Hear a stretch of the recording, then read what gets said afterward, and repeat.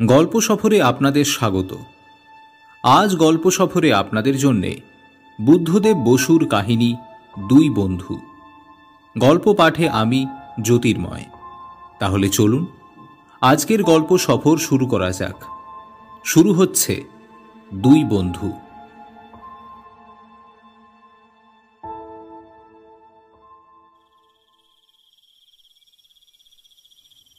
না, ঘুম পাচ্ছে, বর্বর ঘুম। হাত শিথিল, কলম চলে না, মন ঝাপসা হয়ে আসে। তার মন যেন গোধূলি, সেখানে কোনো রেখা নেই, সব থমথমে। মস্ত কালো থমথমে মেঘের মতো ঝুলে আসে ঘুম। যেমন সন্ধ্যায় মশা পোকা বাদুড় ছিটকে ছিটকে উড়ে বেড়ায়, তেমনি তার মনের মধ্যে ধূসরভাবে নড়ে বেড়াচ্ছে কবিদের নাম, কবিতার লাইন, পড়ার স্মৃতি। এতদিন ধরে যা কিছু পড়েছে, শুনেছে, ভেবেছে, তার চাপা একটানা অর্থহীন ঝিঝির মতো আওয়াজ। অসম্ভব তাদের এখন স্পষ্ট করে তোলা। অসম্ভব কোনো এক লক্ষ্যের দিকে চিন্তার সিঁড়ি গড়ে তোলা ঘুম। ঘুমোতেই হবে, আর পরীক্ষা তো এসে গেল। খাতা বন্ধ করে উঠতে যাবে, এমন সময় ঘুমের চেয়েও ভারী চাপে তার শরীর অবশ হয়ে এলো।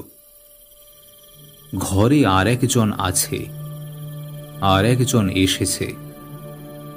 দরজার ধার থেকে আস্তে আস্তে এগিয়ে আসছে তার দিকে, খুব আস্তে, যেন অতি কষ্টে, আর একেবারে একেবারে নিঃশব্দে। সুকুমারের ঘুম ছুটে গেল মুহূর্তে। বুদ্ধির তীক্ষ্ণতা ফিরে এলো। যদিও একটু আঙুল নাড়ার ক্ষমতাও সে খুঁজে পেল না নিজের মধ্যে। বিদ্যুৎ বেগে সে অনেক কিছুই দেখে ফেলল। লোকটি চোর নয়, গুন্ডা নয়, দেখেই বোঝা যায়। পায়ে কার্পেটের চটি, ধবধবে কোঁচানো ধুতি পরনে, গিলে করা মিহি পাঞ্জাবি, আর পাঞ্জাবির ওপরে এক অতি ম্লান যুবকের মুখ বসানো। দেখে ভয় পাবার কিছু নেই, কিন্তু সেটাই সবচেয়ে ভয়ের। লোকটি এমন সুসজ্জিত, ধীর, নিঃশব্দ আর পরিপাটি যে সত্যি সে কোনো লোক কিনা সেটাই সন্দেহ করা যায়। যেন পুতুল, যেন মন্ত্র, কোনো জাদুকর যেন তাকে চালাচ্ছে। মেঝের কয়েক গজ পার হতে যতটুকু সময় লাগলো এই অতিথির, সুকুমারের সেটা মনে হলো অনন্তকাল। সে চেঁচাতে চাইল, গলা বন্ধ। উঠতে চাইল, পায়ে যেন শেকল বাঁধা। অবশেষে দেখতে পেল তার টেবিলের পাশের ইজি চেয়ারটিতে লোকটি বসে আছে।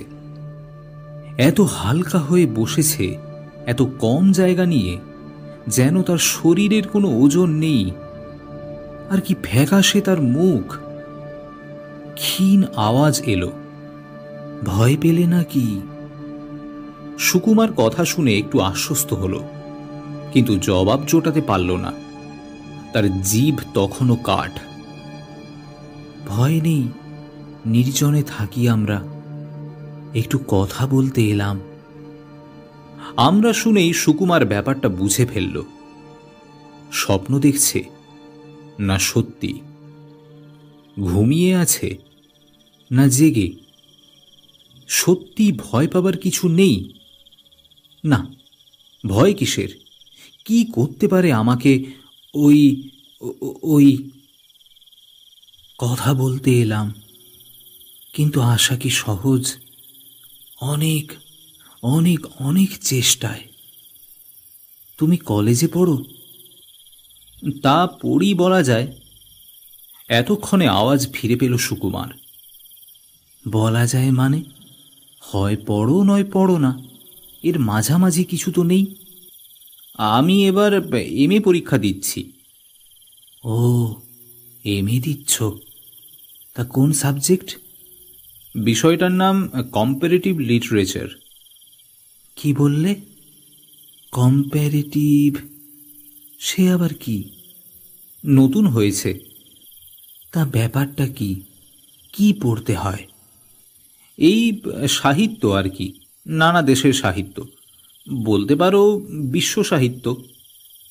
সুকুমার থামল, কিন্তু নিজের নতুন জ্ঞানের একটু নমুনা দেবার লোভ সামলাতে পারল না শেষ পর্যন্ত।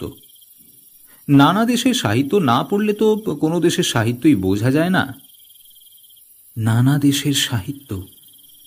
অনেক অলৌকিক গল্প পড়ো তাহলে। অলৌকিক মানে? মানে দেহ থেকে মুক্ত হয়ে আত্মা কোথায় যায়, কি করে, এই সব কথা। মানে আমি এখন যে অবস্থায় আছি সেই অবস্থার বিষয়ে জল্পনা কল্পনা, এসব পড়ো না? সুকুমার স্থির চোখে তাকালো এই অদ্ভুত আগন্তুকের দিকে। না, আমরা যাকে শরীর বলি তার কোনো চিহ্ন নেই। ফাঁপা একটা আকৃতি শুধু, যেন কাগজে তৈরি। নাক, চোখ, মুখ সবই আছে, কাপড় চোপড়ও দেখা যাচ্ছে, কিন্তু ওসবের পেছনে কোনো বাস্তব নেই যেন। এক ঝাপটা হাওয়া এলেই ধোঁয়ার মতো মিলিয়ে যাবে। বেচারার জন্য কষ্ট হলো সুকুমারের। কষ্ট হলো এ কথা ভেবে যে একে এক পেয়ালা চা খাইয়েও সুখী করা যাবে না। খাদ্য, পানীয়, বিশ্রাম, জ্ঞান কিছুরই আর প্রয়োজন নেই এর। জবাব দিচ্ছ না যে? ও হ্যাঁ, তা পড়েছি বই কি কিছু কিছু। হ্যামলেট? ও আর কে না পড়েছে। একটু ঠাট্টার হাসি ফুটল সুকুমারের ঠোঁটে। আমি 10 বছর বয়সে প্রথম পড়েছিলাম। দান্তে পড়েছি। কি মনে হয়েছে তোমার? কোন বিষয়ে? দান্তের পাপীদের বিষয়ে। কখনো কি মনে হয়েছে যে সব ধাপ্পা, বুজরুকি, ওপর চালাকি? মানে? যারা দেহ থেকে মুক্ত হয়েছে তাদের আবার শারীরিক শাস্তি দেবে কেমন করে? তাদের কি মাথা আছে যে মাথা ফাটিয়ে দেবে? চোখ আছে যে পাতার ফাঁকে পোকা ঢুকিয়ে দেবে? নাক আছে যে যন্ত্রণা দেবে দুর্গন্ধ ছিটিয়ে? নাকি মাংসপেশি আছে যে আগুনের হ্রদে ডুবিয়ে রাখবে? কাকে খাওয়াবে ডাল কুত্তা দিয়ে? কাকে ভাজবে গরম তেলে? কার গলা থেকে বের করবে আর্তনাদ? সে তো অনেক আগেই ভস্ম হয়ে গেছে বা মিশে গেছে মাটির তলায়, মাটির মধ্যে। এসব কথা ভেবেছ কখনো? এ তো তুমি গীতা বলছো, নতুন কিছু না তো। গীতা ওই আর একটি অতিকায় ধাপ্পা, বিরাট বুজরুকি। দেহের খাঁচা থেকে বেরোনো মাত্র আত্মাটি টুপ করে পরম ব্রহ্মে লীন হয়ে যায়। এত বড় মিথ্যে আর কিছু নেই। যত বই পৃথিবীতে লেখা হয়েছে সব মিথ্যে। কেন জানো? বোধহয় এই জন্য যে শুধু জীবিতরাই বই লেখে, আর না মরা পর্যন্ত পুরো সত্য তো জানা যায় না।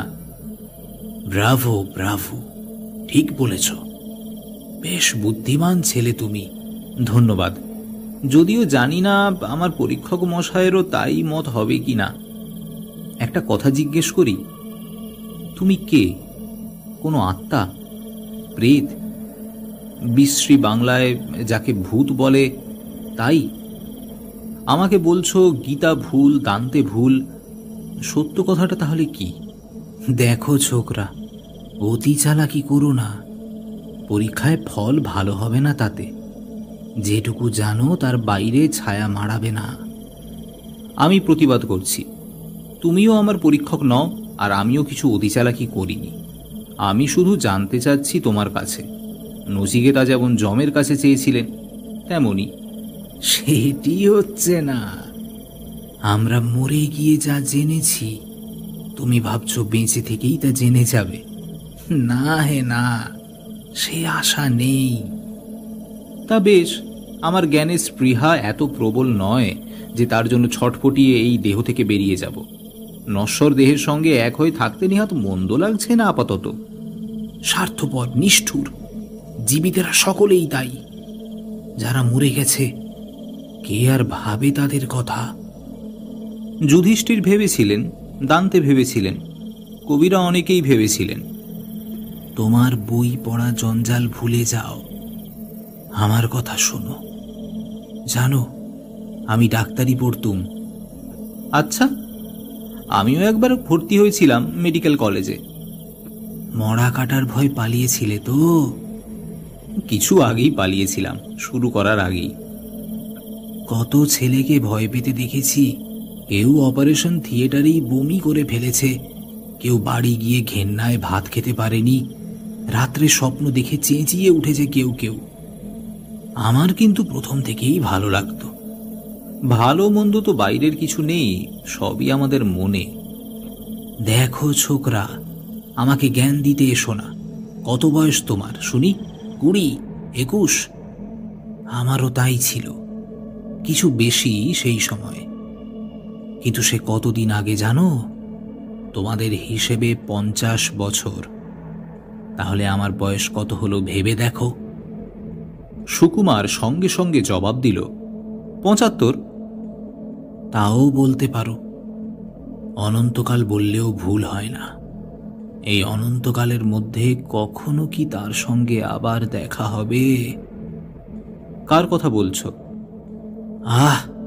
বাধা দিও না বারবার, আমাকে বলতে দাও। সুকুমার বুঝল ইনি আত্মজীবনীর একটি অংশ তাকে শোনাতে চান। সকলেই তাই চায়, সকলেই ভাবে তার জীবনের সুখ দুঃখ শুনতে অন্যদেরও গরজ খুব। মরে গিয়েও এর রোগ মরে না। বলছিলাম, আমার ভালো লাগতো ডাক্তারি পড়া, ভালো লাগতো মরা কাটতে। ওই ফোলা শক্ত ঠান্ডা মৃতদেহগুলোর পেটের মধ্যে ছুরি চালিয়ে শরীরের সূক্ষ্মাতি সূক্ষ্ম কলকবজা যখন চোখের সামনে দেখতে পেতাম, নিজেকে আমার মস্ত একজন কেউকেটা মনে হতো। ভালোবাসতাম মুমূর্ষুর পাশে পাহারা দিতে, তাদের নাভিশ্বাসের যন্ত্রণা লক্ষ্য করতে। আর কয়েক ঘন্টা, কয়েক মিনিটের মধ্যে এরা আর মানুষ থাকবে না, একটা জিনিসে পরিণত হবে, নেহাত জড় পদার্থ, যার পেটের মধ্যে ছুরি চালিয়ে জ্ঞানী হওয়া যায়। একটু থেমে দম নিয়ে আবার শুরু করলো সে। গর্ব হতো আমার, উঁচু দরের জীব বলে মনে হতো নিজেকে। কেন জানো? আর কোনো কারণে নয়, শুধু বেঁচে আছি বলেই। এরা মরে যাচ্ছে, মরে গেছে, আর আমি বেঁচে আছি। একটি সপ্রাণ সর্বাঙ্গ সম্পূর্ণ শরীর আছে আমার। নিতে পারি খাদ্যের স্বাদ, সূর্যের স্বাদ, শরতের শিউলির গন্ধ, ভোরবেলার ভৈরবীর সুর। পারি সাঁতার কাটতে, আড্ডা দিতে, ঘুমের অলস বিছানায় জেগে উঠতে। আর এখন এই তুমি চোখের সামনে যা দেখছো, তার মধ্যে স্বচ্ছন্দে হাত চালিয়ে দিতে পারো। এই ধুতি পাঞ্জাবি, কার্পেটের চটি, সিঁথি কাটা চুল, নাকের তলায় পাতলা সরু গোঁফ, এসব কিচ্ছু না, কিছুই না। হাওয়া, মায়া, অনেক অনেক অনেক কষ্টে এতটুকু মাত্র জোগাতে পারি এখন। সেই তখন আমি যা ছিলাম তার একটা স্মৃতি মাত্র, ছায়া মাত্র, ভান মাত্র। যদি আমাকে ধরতে যাও মুঠোর মধ্যে, হাওয়া ছাড়া আর কিচ্ছু পাবে না। দেখো দেখো একবার হাত দিয়ে। মাপ করো, তোমাকে স্পর্শ করতে আমার এখন ঠিক লোভ হচ্ছে না। কিন্তু সবই যদি মায়া, তাহলে তোমার কথা আমি শুনতে পাচ্ছি কেমন করে? ওই শুনতে পাওয়াটাও মায়া। এই জ্ঞানগর্ভ ঘোষণার পরেই আগন্তুক আমাকে আলগোছে জিজ্ঞেস করল, তোমার কোনো বন্ধু আছে কি? বন্ধু অনেক আছে। অনেক না, একজন, এক বন্ধু, অনন্য বন্ধু, প্রাণের বন্ধু। সবসময় থাকো যার সঙ্গে, কাজে, খেলায়, দুঃখে, আনন্দে, চিন্তায়, যাকে একবেলা না দেখলে নিজের অস্তিত্ব অর্থহীন মনে হয়। এমন বন্ধুতা হয় নাকি কখনো? মধ্যযুগের কাহিনীতে ছাড়া হয় না মনে হয়। হয় না? আমি বলছি হয়। আমার ছিল তেমনই এক বন্ধু। তার নাম ছিল বিনয়েন্দ্র। আমার সহপাঠী, আমার প্রতিযোগী, আমার চিরসঙ্গী। কলেজে যতগুলো পরীক্ষা হয়, আর জানো তো, মেডিকেল কলেজে পরীক্ষার চাপ অনেক বেশি। কোনোবার সে ফার্স্ট, আমি সেকেন্ড, আর কোনোবার আমি ফার্স্ট, সে সেকেন্ড। এর কোনো নড়চড় হয়নি কখনো। ক্লাসে আমরা পাশাপাশি বসি, হাসপাতালে কাজ করি একসঙ্গে, একসঙ্গে বেড়াই, ছুটির দিনে একসঙ্গে যাই চন্দননগরের বাগানে, মাছ ধরি, খিচুড়ি রাঁধি, শীতের বিকেলে গাছের তলায় বসে বসে ওথেলো কিংবা ম্যাকবেথ আওড়াই। একটা বিষয় শুধু তফাৎ ছিল ওর সঙ্গে আমার। বিনয়ের হৃদয় ছিল মেয়েদের মতো কোমল, আর আমি ছিলাম কোনো কোনো বিষয়ে পাথরে গড়া। কষ্ট, আর্তনাদ, মৃত্যু, এসব নিত্যনৈমিত্তিক ব্যাপার আমার পক্ষে ছিল কৌতূহলের বা গবেষণার বিষয়। কিন্তু রোগীর যন্ত্রণা দেখে বিনয়ের চোখে জল আসে, মৃত্যুর দৃশ্যে মুখ করুণ হয়ে যায়। এ নিয়ে আমি অনেক ঠাট্টা করেছি তাকে। আর একটা বিষয়ে তফাৎ ছিল। আমি, শ্রী শিবশঙ্কর চৌধুরী, কলকাতার বনেদি বাড়ির দুলাল, আর বিনয় ছিল গরিবের ছেলে। জোড়া বাগানে 3 পুরুষের বাড়ি আমাদের। তার দেউড়িতে দারোয়ান, আস্তাবলে জুড়ি গাড়ি। আর বিনয় বীরভূম জেলার বিধবা মায়ের ছেলে, থাকে বউবাজারের মেসে। তার পড়া খরচ চালাতে লাটে উঠেছে দেশের ছিটে ফোঁটা জমি জমা। মার 2-4টি গয়নাও গলে যাচ্ছে। এসব কথা তারই কাছে শুনতাম, কিছুই সে লুকোতো না আমার কাছে। তাহলে কি আর বন্ধুত্ব হয়? খুব বেশি দিন মানুষের সংসারে আমি ছিলাম না, কিন্তু যদি 100 বছর বেঁচে থাকার মতো ভাগ্য আমার হতো, তাহলেও আমি জানি বিনয়ের মতো নির্মল চরিত্রের মানুষ আর একটিও দেখতে পেতাম না। এমন সহজভাবে, চেষ্টাহীনভাবে, অনলসভাবে ভালো ছিল বিনয়। তার উচ্চাশায় লুব্ধতা নেই, আত্মসম্মানের দম্ভ নেই। তার স্বাবলম্বিতা ভালোবাসাকে অপমান করে না। আমি পারি এক পলকে তার সব অভাব মিটিয়ে দিতে, পারি তাকে আমারই বাড়িতে আমারই মতো আরামে রাখতে। আর কি বোকা আমি! প্রথম প্রথম ওরকম কথা বলেছি তাকে, কান পাতেনি বলে অভিমান করেছি।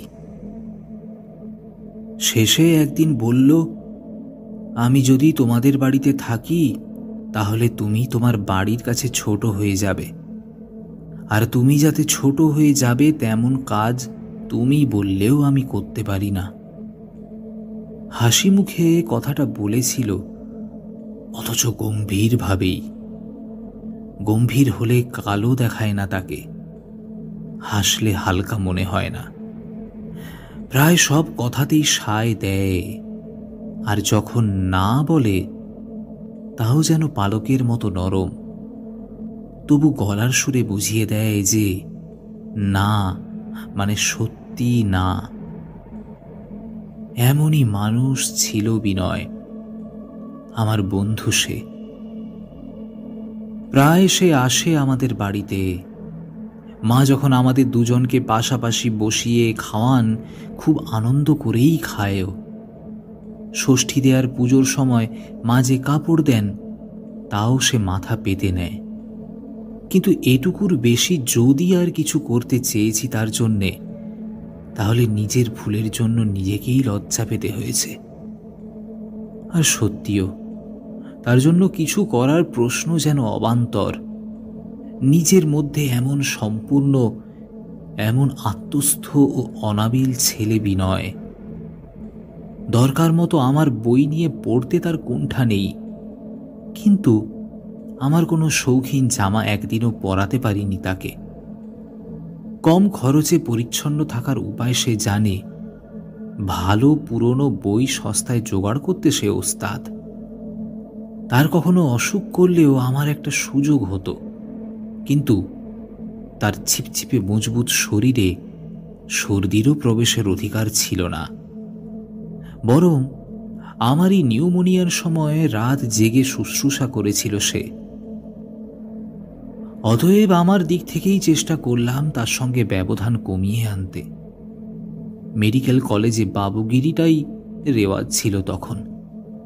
ছেলেরা সবাই সেন্ট মাখে, ডবল আস্তিনের বিলেতি কামিজ গায়ে দেয়, শীতকালে পশমি কোট, রেশমি মাফলার, ব্লেজার পরে টেনিস খেলতে যায়। ক্রমে বিলাসিতা কমিয়ে আনলাম। বাড়ির গাড়ি পারতপক্ষে চড়ি না। বিনয়ের সঙ্গে হেঁটে হেঁটে বেড়াই। দূরে যেতে হলে ভাড়া গাড়ি নিই। মাঝরাত্রে মাঝে মাঝে বিনয়ের মেসে খেয়ে বাড়ি ফিরি। কখনো বা রাত্রির 2টো অবধি তার তক্তায় বসে ফিজিওলজির মর্মোদ্ধার করি। এমন আস্তে আস্তে স্বাভাবিকভাবে অভ্যেসগুলো বদলেছিলাম যে বাড়ির কেউ তা লক্ষ্য করতে পারেনি। বিনয় হয়তো বুঝেছিল, কিন্তু আমাকে বুঝতে দেয়নি যে সে বুঝেছে। সবই সহজভাবে নিয়েছে সে, আর আমিও তাই সহজ হতে পেরেছি। এমনি করে 6 বছর কাটল। কাছে এলো ফাইনাল পরীক্ষা। কলেজের প্রিন্সিপাল ছিলেন ওব্রায়েন। নিম্নতম জমাদার থেকে উচ্চতম প্রফেসর পর্যন্ত সবাই তার নাম দিয়েছিল পাগলা সাহেব। ওই ওব্রায়েন আমাদের ফাইনাল পরীক্ষার 3 মাস আগে এক অদ্ভুত বিজ্ঞাপন দিলেন। জানালেন এই পরীক্ষায় যে ছাত্র ফার্স্ট হবে তাকে তিনি নিজে স্কলারশিপ দিয়ে 4 বছরের জন্য এডিনবরায় পাঠাবেন, আর সেখানে পড়াশোনা ভালো করলে আরও 1 বছর জার্মানিতে। শোনা গেল পরের বছর তিনি দেশে ফিরে যাচ্ছেন, আর ফিরবেন না। যাবার আগে ভারতের জন্য এইটুকু তিনি করতে চান। খবরটা বেরোনো মাত্র সারা কলেজে জল্পনা কল্পনা শুরু হয়ে গেল। কে পাবে এই স্কলারশিপ, বিনয়েন্দ্র না শিবশঙ্কর? তৃতীয় নাম ভুলেও উচ্চারিত হয় না। কিন্তু দুজনের মধ্যে একজনের বিষয়ে কখনোই নিশ্চিন্ত হতে পারে না কেউ। দেখা গেল ঘোড় দৌড়ের মতো উত্তেজনা, ভারী মজা। কেউ এসে আমাকে বলে, আমাকে ডুবিও না শঙ্কর, 50 টাকা দিয়ে বাজি রেখেছি ভূতনাথের সঙ্গে। আর অন্য কেউ পাশ দিয়ে হেঁটে যেতে যেতে চেঁচিয়ে ওঠে, বিনয় ঠিক আছো তো? দেবেনের রূপোর ছড়িটা জিতিয়ে দেবে তো আমাকে? কিন্তু যে দুজনকে নিয়ে এত কথা, তাদের উপর এর ফল কিছুই বোঝা গেল না। যেমন আগে ছিল এখনো তেমনই রইল আমাদের বন্ধুত্ব। বন্ধু, অবিচ্ছেদ্য, নিরন্তর। কিন্তু মনে মনে এ নিয়ে যে আমি ভাবিনি তাও নয়। শোনো এবার মন দিয়ে বিনয়ের আর আমার কথাবার্তাগুলো। বন্ধুর কথাগুলো অবশ্য আমি শোনাবো তোমাকে। একদিন আমি তাকে বললাম, ওব্রায়েন এই এক মজার ফন্দি করেছে তোমার আমার ছাড়াছাড়ি ঘটাবার জন্যে। বিনয় বলল, সে আর কদিনের জন্য? 5 বছর কম কি? ততদিনে কত কিছু বদলে যেতে পারে। তুমি কি বিলেতে যেতে চাও না? চাই না তা নয়, কিন্তু এখনই চাই না। বিলেতে তো যেতেই হবে, তাড়াতাড়ি সেরে নিতে পারলে মন্দ কি? যেতেই হবে কেন? বিলেতে না গিয়ে কেউ তো বড় হয়নি আমাদের দেশে। কেন? বিদ্যাসাগর, বঙ্কিমচন্দ্র, তাঁদের কথা আলাদা। তাঁরা সরস্বতীর বরপুত্র, আর আমরা হিপোক্রেটিসের বংশধর। ভালো ডাক্তার হতে হলে বিলেতে যাওয়াই চাই। তা তুমি যাই বলো, এই মেডিকেল কলেজের ওপর আমার মায়া পড়ে গেছে। আর একটা কথা মনে এনেও মুখে আনলাম না। বিনয়কে ছেড়ে অত দূর দেশে যেতে হবে, সে কথা ভাবতে ভালো লাগে না আমার। আমি পরীক্ষার জন্য তৈরিও হচ্ছি, আর এই কথাটা নিয়ে তোলপাড়ও করছি মনে মনে। শেষে একদিন লজ্জা কাটিয়ে বললাম, বিনয়, আমি যত ভাবছি ততই মনে হচ্ছে তোমাকে ছেড়ে বিলেতে যাওয়া আমার পক্ষে অসম্ভব। হয়তো একটু অভিমানের সুর ছিল আমার কথায়। বিনয় যদিও মুখে কিছু বলেনি, আমি বুঝেছিলাম যে এই বিষয়ে তার মনের ভাব ঠিক আমার মতো নয়। বিলেতে সে যেতে চায়। বন্ধুকে ছেড়ে যাওয়া, বিধবা মাকে ছেড়ে যাওয়া, এসব কষ্ট সেখানে বড় হয়ে ওঠে না তার কাছে। সেটাই ঠিক, সেটাই স্বাভাবিক। আমার এই দুর্বলতাই দোষের। সব বুঝেও মনে মনে আমি ঈষৎ ব্যথিত হই। বিনয় বলল, এসব ভেবে এখন সময় নষ্ট করা কি ভালো? পরীক্ষা এসে গেছে, মনকে তৈরি করে ফেলো বিলেতে যাওয়ার জন্যে, আর ঠেসে পড়ো। আর কিছু ভাবতে হবে না। বিনয়, আমার একটা প্রস্তাব আছে। বলো। আমি যদি স্কলারশিপ পাই, তুমিও আমারই সঙ্গে একই জাহাজে বিলেত যাবে, এডিনবরায়। খরচ আমি যে করে হয় দেব। বিনয় সঙ্গে সঙ্গে জবাব দিল, তা হতে পারে না। কেন পারে না? আমি চাইলেই বাবা আমাকে ধার দেবেন। তিনি হয়তো দান দিতেও পারেন, কিন্তু আমি তার চোখের দিকে তাকালাম। সে চোখ কালো আর গভীর আর শান্ত। আমার মনের কথাটা গলা ছিঁড়ে বেরিয়ে এলো এতক্ষণে। এত কম ভালোবাসো আমায়? একটু চুপ করে থেকে আমি আবার বললাম, আমি এবছর পরীক্ষা দেব না বিনয়। আমার চোখের দিকে এক পলক তাকিয়ে বিনয় বলল, কি বোকার মতো কথা বলছো তুমি? জানতাম না তখন কি সর্বনাশের বীজ আমি বপন করেছিলাম। পুজোর ছুটিতে বিনয় মায়ের কাছে গেল। আমি বাড়ির হট্টগোল এড়াবার জন্যে বই খাতা নিয়ে চন্দননগরের বাগানে আশ্রয় নিলাম। স্থির করলাম একেবারে কালী পুজো কাটিয়ে ফিরব। কিন্তু লক্ষ্মী পুজোর আগেই বাড়ির ব্যাপারে একদিন আসতে হলো। বিকেলবেলা কলেজের লাইব্রেরিতে গিয়ে দেখি বিনয় সেখানে বসে আছে। তাকে দেখে আমার বুকের ওপর হাতুড়ি পড়ল। কথা ছিল লক্ষ্মী পুজোর পরের দিন সে দেশ থেকে ফিরবে। চন্দননগর স্টেশনে নেমে সোজা আসবে আমার কাছে। কালী পুজো পর্যন্ত সেখানেই থাকবো আমরা, তারপর একসঙ্গে ফিরব কলকাতায়। বিনয় খুব নিবিষ্ট হয়ে পড়ছিল। আমাকে দেখতে পায়নি। আমি নিঃশব্দে তার কাছে গিয়ে খুব আস্তে পিঠের উপরে হাত রাখলাম। হয়তো আমার কল্পনা, কিন্তু আমার মনে হলো মুখ তুলে আমাকে দেখে মুহূর্তের জন্য ফ্যাকাশে হয়ে গেল সে। জিজ্ঞেস করলাম, কি ব্যাপার, কখন এলে? চন্দননগরে যাওনি যে? সঙ্গে আমার এক খুড়ো এলেন। তিনি আগে কখনো কলকাতায় আসেননি। প্রথমে তাকে নিয়ে মেসে তুলতে হলো। কাল কালীঘাট দেখিয়ে পরশু সকালে হাওড়ায় তাকে ট্রেনে তুলে দেব। আর আমিও সেই ট্রেনে। আসছো তো বাগানে? হ্যাঁ, আসবো। দুজনে ফিরে এলাম লাইব্রেরিতে। বিনয়ের পাশের জায়গা খালি ছিল না।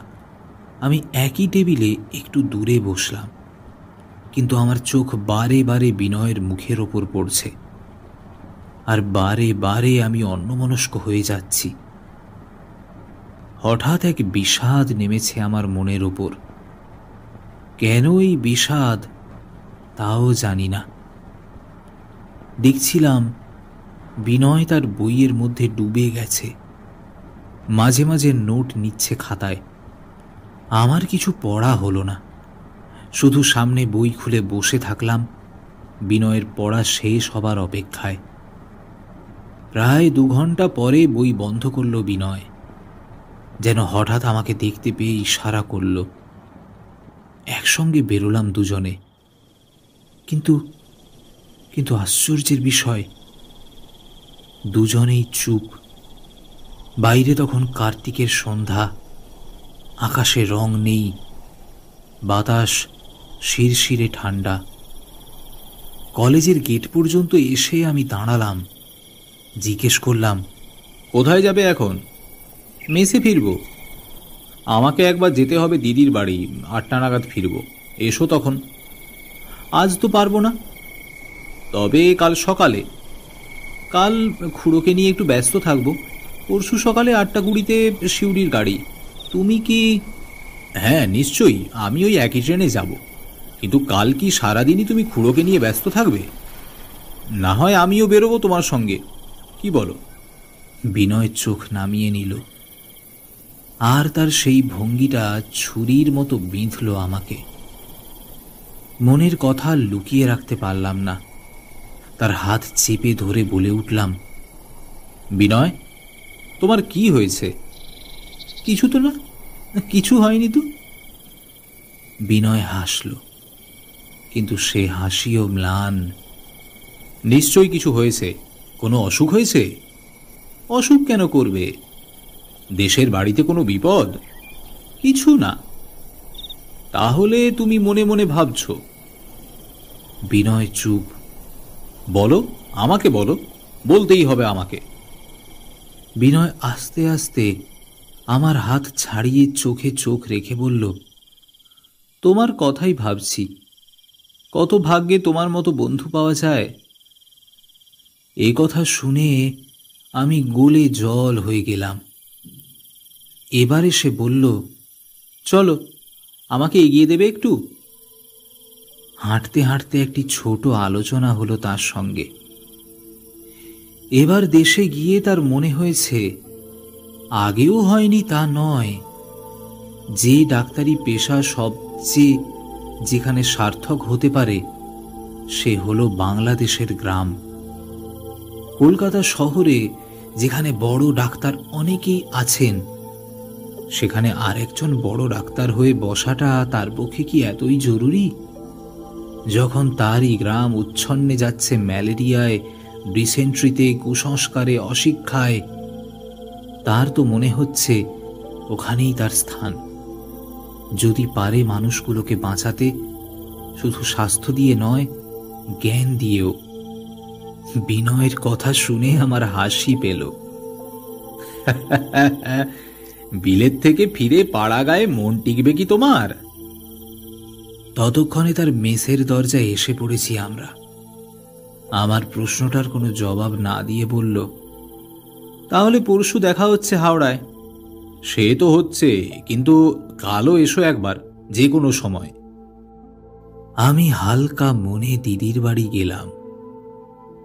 কিন্তু পরের দিন যখন সত্যি সারা দিনেও বিনয় একবার এলো না, রাত্রে আবার মেঘ করে এলো আমার মনে। ওর কিছু হয়েছে যা লুকিয়ে রাখছে আমার কাছ থেকে। কেমন যেন আনমো না, তা নয়তো কি। আগের দিনের সমস্ত ঘটনা ভেসে উঠল আমার মনে। লাইব্রেরিতে আমাকে দেখে চমকে ওঠা, পড়তে পড়তে একবারও না তাকানো, আমার কথার উত্তরে চোখ নামিয়ে নেওয়া। না না, এটা তার স্বাভাবিক অবস্থা নয়। নিশ্চয়ই কোনো গোপন দুশ্চিন্তায় সে কষ্ট পাচ্ছে। কি? ওর অসুখ, ওর মার অসুখ, জমিদারের খাজনা বাকি পড়েছে, বসত বাড়ি নিয়ে টানাটানি, নাকি কোনো বিপ্লবী দলে যোগ দিয়েছে গোপনে? যদি কিছু হয়ে থাকে আমাকে বলছে না কেন? আমাকে বলতে পারে না এমন কিছু আছে নাকি ওর? নাকি সবই আমার কল্পনা? এই সব ভাবতে ভাবতে অনেক রাত্রে ঘুম এলো। সেই ঘুমিয়ে পড়ার সুখ, ভাবনাগুলো যেন পরস্পর গলে যায় শান্তি নামে কালো হয়ে। কিন্তু তুমি ঘুমিয়ে পড়লে না তো? শুনছ? সুকুমার সাড়া দিল, শুনছি। তারপর? আগন্তুক আবার বলতে লাগল। পরের দিন হাওড়া থেকে গাড়ি ছাড়ল, প্যাসেঞ্জার গাড়ি, 3rd ক্লাস কামরা। ছুটির পরে বেজায় ভিড় হয়েছে। বিনয়ের আধবুড়ো খুড়োকে কোনো রকমে বসিয়ে আমরা দুজনে দরজার ধারে দাঁড়ালাম। দাঁড়িয়ে দাঁড়িয়েই চলে যাওয়া যাবে। ভিড়, গোলমাল, ট্রেনের শব্দে কথা বলার সুবিধে নেই, কিন্তু চলতি ট্রেনে ওর মুখোমুখি দাঁড়িয়ে থাকতেই ভালো লাগছে আমার। ওকে দেখতেই ভালো লাগছে। আজ সকালে ওর মুখে কোনো মলিন্য নেই, চোখ উজ্জ্বল, ঠোঁটের কোণে হাসি। একের পর এক সরে যাওয়া টেলিগ্রাফের তারগুলো দেখতে দেখতে আমার কালকের সব দুর্ভাবনা যেন বাষ্পের মতো মিলিয়ে গেল। লিলুয়ার পরে ট্রেন যখন বেশ স্পিড নিয়েছে, বিনয় তখন বলল, দরজাটা খটখট করছে কেন? ভালো বন্ধ নেই? আমি উদাসভাবে বললাম, ঠিকই আছে তো। না, ঠিক মনে হচ্ছে না, একটু সরো তো। বাইরে হাত বাড়িয়ে হুড়কোটা আঁট করতে গেল বিনয়, আর হঠাৎ আমি কানের মধ্যে শোঁ শোঁ হাওয়ার আওয়াজ পেলাম। সঙ্গে সঙ্গে তার জোরালো হাত জড়িয়ে ধরল আমাকে। আহ, ওরম করে দাঁড়াতে হয় কখনো? তুমি কি? আমি তাকিয়ে দেখলাম বিনয়ের মুখে আর রং নেই, ঠোঁট কাঁপছে, আর গাড়ির খোলা দরজাটা ঠকাস ঠকাস করছে হাওয়ায়। ওরকম দরজায় হেলান দিয়ে দাঁড়াতে হয় কখনো? ধমক দিয়ে উঠল বিনয়। সরো, সরে দাঁড়াও। আমাকে ছেড়ে দিয়ে ভালো করে এঁটে দিল দরজাটা। বাকি পথ দরজাটা আগলে রইল যেন, যাতে আমি কাছে ঘেঁষতে না পারি। তার অতি সাবধানতায় আমার হাসি পেল।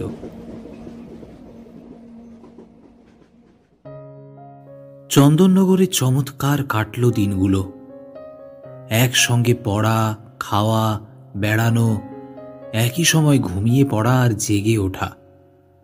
বাগানে স্থলপদ্ম, নদীতে ভরা জল, বাঁধানো বটতলার ছায়া, বিকেলে মাঝে মাঝে ব্যাডমিন্টন।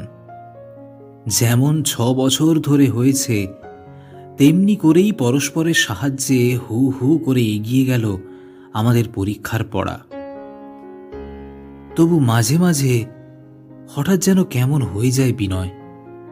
পড়া বন্ধ করে উঠে গিয়ে পায়চারি করে বাগানে, বটতলায় চুপচাপ বসে থাকে, নয়তো দূরে ঘোষালের ঘাটে চলে যায়।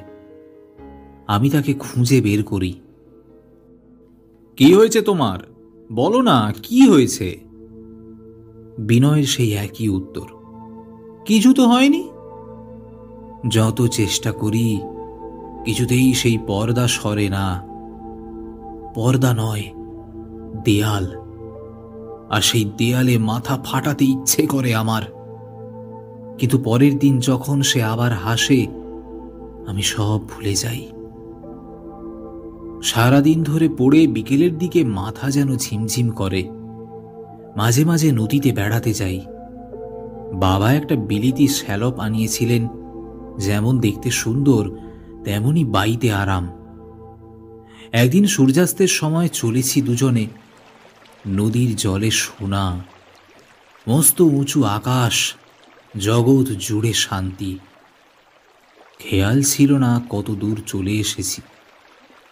বিনয় মনে করিয়ে দিল, এবার ফেরো শঙ্কর, অনেকখানি এসে পড়েছি আমরা আজকে।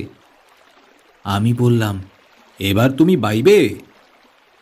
বিনয় দাঁড় হাতে নিল। আমি লম্বা হয়ে শুয়ে পড়লাম।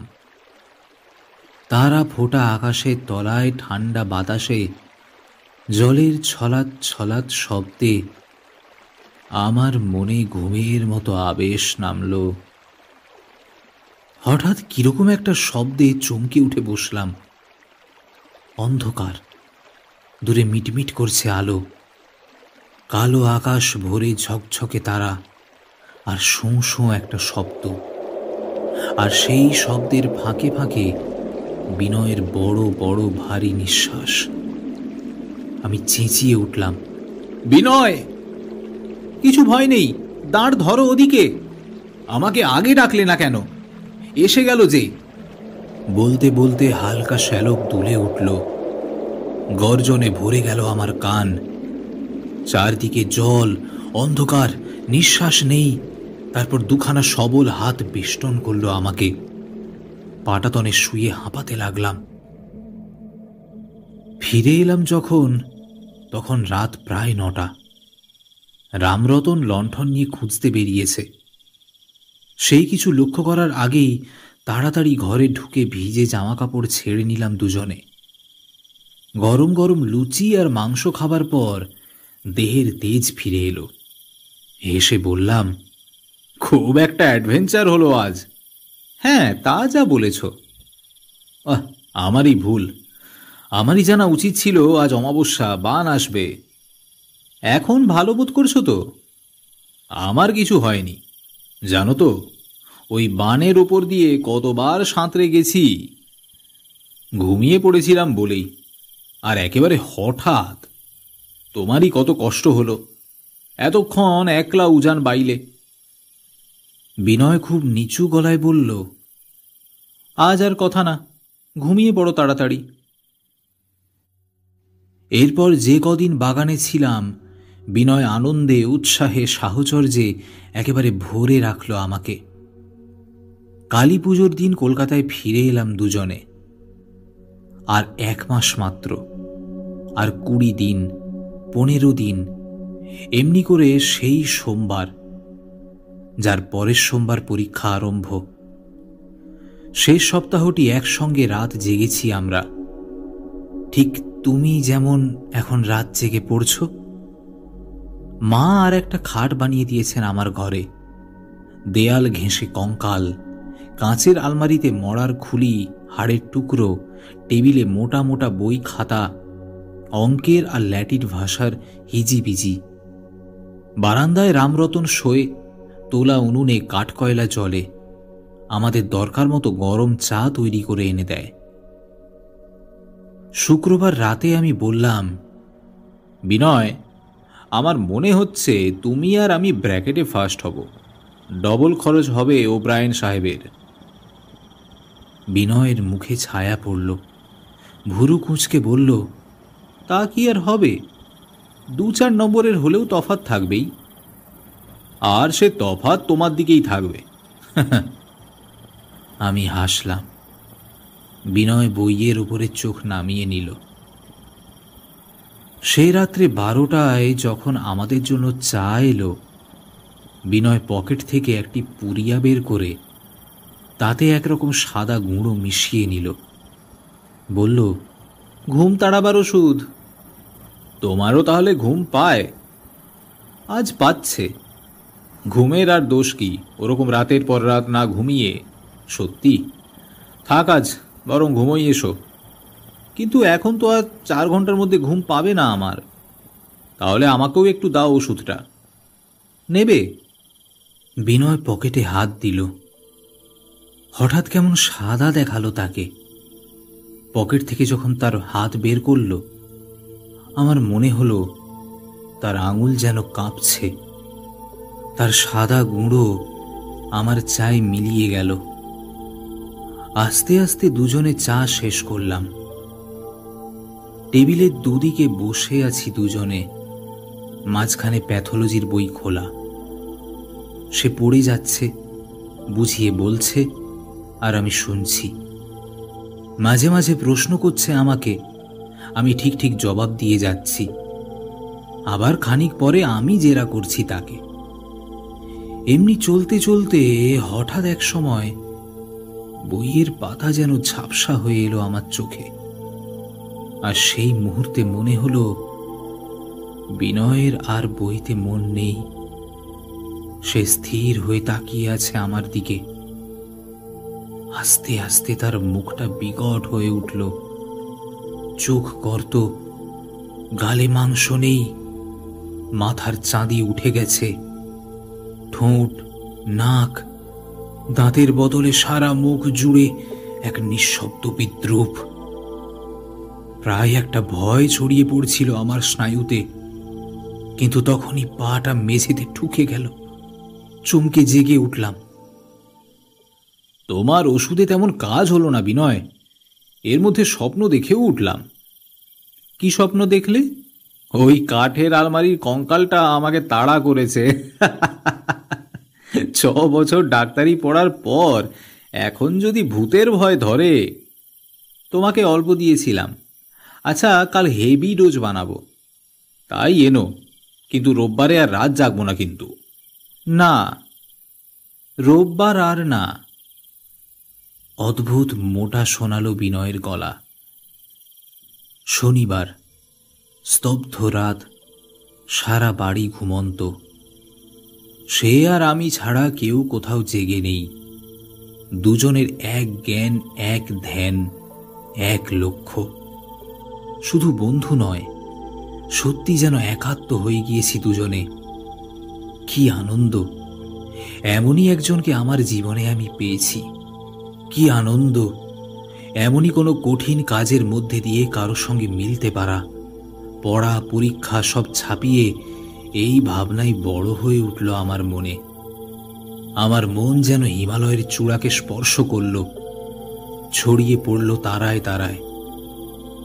হঠাৎ আমি তার কবজিতে হাত রাখলাম, যেন ঝাঁকুনি খেয়ে চমকে উঠল সে। কি হলো? আমারও বোধহয় ঘুম পাচ্ছে, বুঝলে। আমি বলছিলাম, আজ আর পড়া থাক, এই তো হয়ে যাবে, আর একটু। আমার ইচ্ছে করছে না। তার চেয়ে এসো রবিবাবুর কবিতা পড়ি। ছাদে গিয়ে বসবে? না, বরং চা হোক। জল চাপানোই ছিল। বিনয় দুটি ভরা পেয়ালা নিয়ে এলো টেবিলে। পকেট থেকে দুটি পুরিয়া বের করে আলোর কাছে দেখল একবার। নিজেরটিতে সাদা গুঁড়ো মিশিয়ে বলল, আজ আরো কড়া করেছি, তোমাকে দেব? দাও। অন্য পুরিয়াটি আমার পেয়ালায় ঢেলে দিয়ে সেই পেয়ালাটার দিকেই তাকিয়ে রইল বিনয়। আমি হাত বাড়ালাম, কিন্তু পেয়ালাটা ছুঁতে পারলাম না।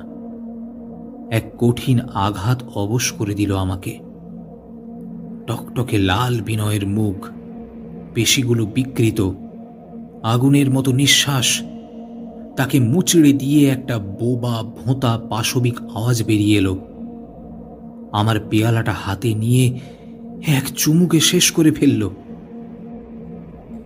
সে দাঁড়িয়েই ছিল। আমার সময়ের কোনো জ্ঞান ছিল না। দাঁড়িয়ে দাঁড়িয়ে গাছের মতো পড়ে যেতে দেখলাম তাকে। চেয়ার উল্টে গেল, টেবিল কেঁপে উঠল, কপাল ফেটে রক্ত বেরোলো তার। তখন আমার চিৎকারে সারা বাড়ির ঘুম ভাঙল। এলো বাড়ির লোক, পাড়ার লোক, ডাক্তার, অ্যাম্বুলেন্স। আমার অতি প্রিয় মেডিকেল কলেজের এমার্জেন্সি ওয়ার্ডে সাড়া পড়ে গেল।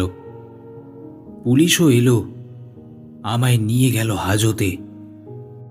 মর্গের রিপোর্ট, বিষ প্রয়োগে মৃত্যু, আর পুলিশের হাতে তার পকেটে পাওয়া চিঠি। যে আমাকে সবচেয়ে ভালোবাসে, আমি যাকে সবচেয়ে ভালোবাসি, সে এখন আমার সফলতার পথে সবচেয়ে বড় অন্তরায়, এবং একমাত্র অন্তরায়ও সে। তাকে সরাতে পারলে আমার পথ পরিষ্কার। তাই এইরকম একটা ষড়যন্ত্র করলাম গোপনে গোপনে। ভাবলাম, তাহলে আর 10 বছরের মধ্যে আমি নীলরতনের 2 নম্বর হতে পারি। 20 বছরের মধ্যে আরেকজন নীলরতন ডাক্তার হতে পারি। নয়, হবই। সে ছাড়া আমার সমকক্ষ কেউ নেই। তাই তাকে আমি সরিয়ে দেবার চেষ্টা করেছি। 1 বার নয়, 2 বার নয়, 3 বার। ট্রেন থেকে ফেলে দিতে গিয়েছিলাম, নিজের দুর্বলতার জন্যে পারিনি। জলে ডুবিয়ে মারতে গিয়েছিলাম, নিজের দুর্বলতার জন্য পারিনি। 3য় বার চায়ে বিষ মিশিয়ে, সেখানেও নিজের দুর্বলতা বাধা দিল। মনের মধ্যে এই পাপ নিয়ে আমি আর বাঁচতে চাই না। তার জন্য নিজের তৈরি বিষেই নিজের প্রাণ সংহার করছি। তার ভালো হোক। কোর্টে দাঁড়িয়ে আমি বললাম যে চিঠির কথা সত্য নয়, আমাকে বাঁচাবার জন্য সে ওরকম লিখেছিল। আসলে আমি তাকে বিষ খাইয়ে হত্যা করেছিলাম। আমি কোনো করুণা প্রার্থনা করি না, আমাকে যথোচিত শাস্তি দেওয়া হোক। এখন আমার একমাত্র আকাঙ্ক্ষা এই পাপের প্রায়শ্চিত্ত করা। বাবা বড় বড় উকিল ব্যারিস্টার লাগালেন, কোর্টে লোক ধরে না, সারা মেডিকেল কলেজ ভেঙে পড়ে। 6 মাস পরে আমি বেকসুর খালাস পেলাম। যথেষ্ট প্রমাণ কোনো দিকেই ছিল না, কিন্তু আমার বয়স দেখে জুরিদের দয়া হলো। উৎসব পড়ে গেল আমি যেদিন বাড়ি ফিরলাম, আর পরের দিনই বুক চাপড়ে কান্না। অবশ্য সে কান্না আমি কানে শুনিনি, কেননা তার আগের রাত্রে একখানা ধুতির সাহায্যে আমার দেহ থেকে আত্মাকে বিচ্ছিন্ন করে দিয়েছিলাম। আগন্তুকের অদ্ভুত কাহিনীটি শোনার পর সুকুমার জিজ্ঞেস করল, চিঠিটা বিনয় কখন লিখেছিল? কিন্তু সামনে তাকিয়ে কাউকে দেখতে পেল না। সুকুমার আবার বলল, নিশ্চয়ই আগেই এনেছিল পকেটে, কিন্তু কি করে আগে থেকেই জানলো কে মরবে, বা দুজনের মধ্যে একজনও মরবে কিনা? বলেই ভাবল, কাকে বলছি কথাটা, কে এই বিনয়, আর এই শিবশঙ্করই বা কে? আবার ভাবল, মিছি মিছি দুটো জীবন নষ্ট হলো, দুটো ভালো জীবন, কিন্তু তাও তো দরকার। সব যদি ঠিক মতো চলবে তাহলে সাহিত্য হবে কেমন করে? ভাগ্যিস মানুষ ভুল করে। আলো নিবিয়ে বিছানায় শুয়ে পড়ল সুকুমার। চোখ ডুবে গেল অন্ধকারে। কানে এলো বৃষ্টির শব্দ, পাতার শব্দ। আহ, আরাম। ঘন কালো গভীর হয়ে ঘুম নামল তার চৈতন্যের ওপর। ঘুমিয়ে পড়ার ঠিক আগের মুহূর্তে ভাবল, এই পরীক্ষা ব্যাপারটা কিন্তু বড় বাজে।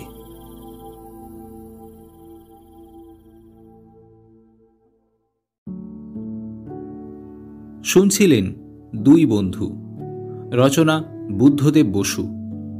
আশা করি আজকের এই গল্পটি আপনাদের ভালো লাগলো।